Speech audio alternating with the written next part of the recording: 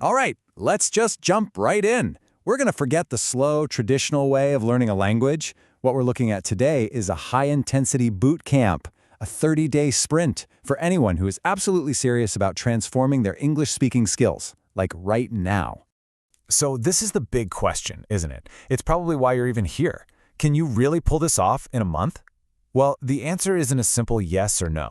It's really about changing our definition of what fluent actually means in this kind of challenge.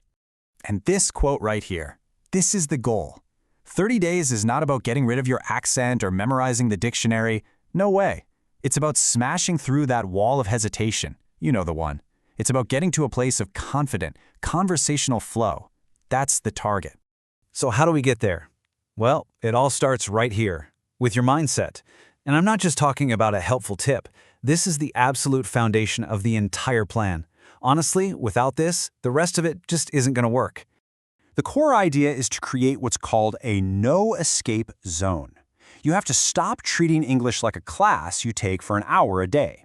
For these 30 days, you need to start living inside an English-only world that you build for yourself. You eat, sleep, and breathe it.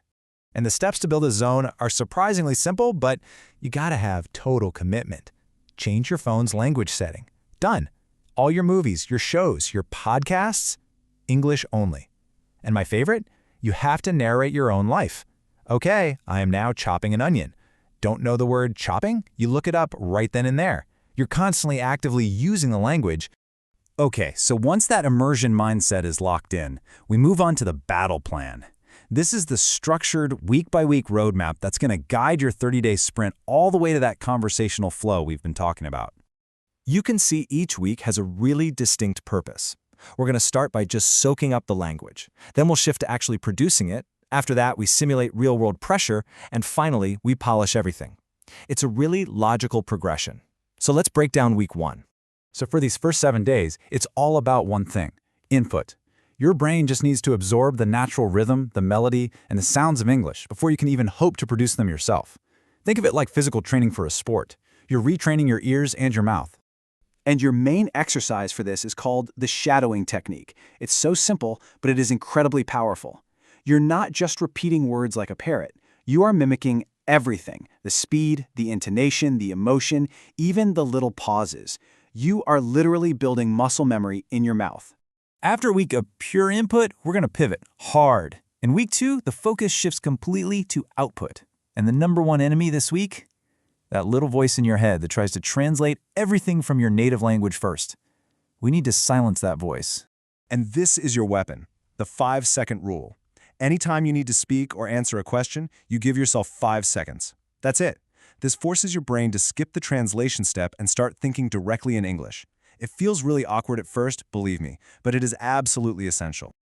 A couple of other key drills for this week. 1, talk to yourself in a mirror. I know, it sounds a little strange, but it is a totally zero-pressure way to practice forming sentences.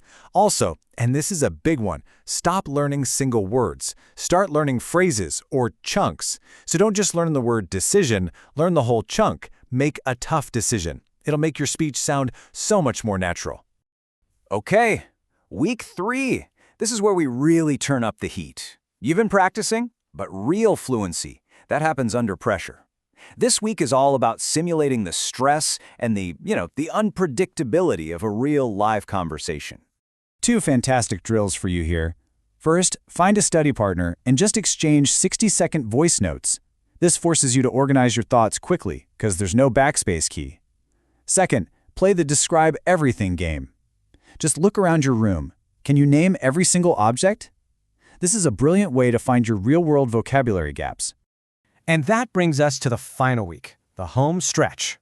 Week 4 is the polishing phase. You've built the foundation, now it's time to work on all those little details that make you sound more fluid, more natural. The key this week is learning to use linkers and fillers.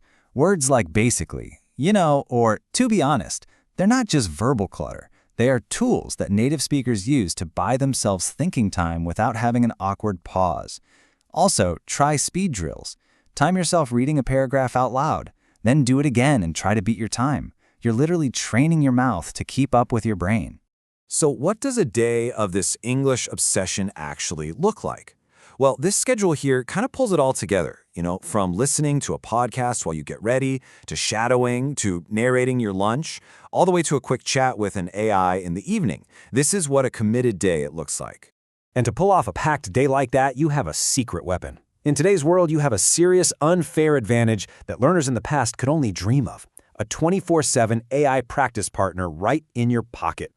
I mean, just look at this comparison. It says it all, right? With traditional learning, you get delayed feedback, and you have limited practice time. With AI, you get instant corrections anytime, day or night. You can practice one conversation 100 times if you want to. It's a total game changer. Here's exactly how you use it. Tell the AI, correct my grammar, but also suggest a more natural way to say this. Boom, it's your personal coach. Or use the speech-to-text function. If the AI can't understand what you're saying, that's a crystal clear sign your pronunciation on that word needs a little bit of work. It's an instant, objective check. So, after 30 days of this intense focus, where does that actually leave you? It is so important to understand the real goal here. The finish line isn't about being perfect. It's about something way more valuable than that. I absolutely love this quote. The whole point of this 30-day sprint is to build such powerful momentum that continuing to learn and speak becomes easier than stopping.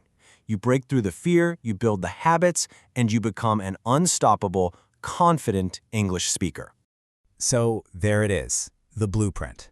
A 30-day plan to go from hesitant to confident. The only question left is the one right there on the screen. The clock starts now. Are you ready?